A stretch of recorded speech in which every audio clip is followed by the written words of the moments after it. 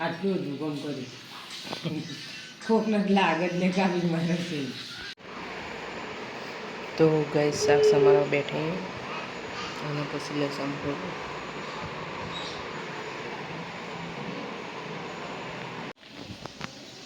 તો ગાઈસ રસોડું તો સાફ કરી દીધું છે હવે કપડાને એવું ધોઈ દઉં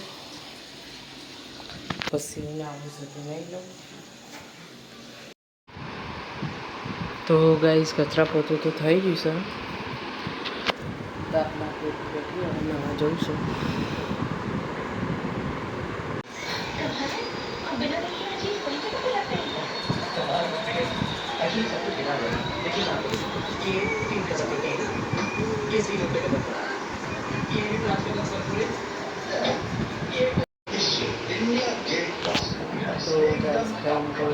જોઉં છું પછી આરામ કરું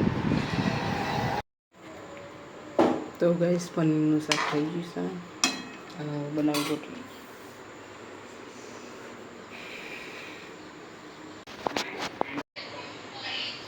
તો ગાઈસ પનીરનો પરાઠો બનાવી દીધો રોટલી બનાવી દીધો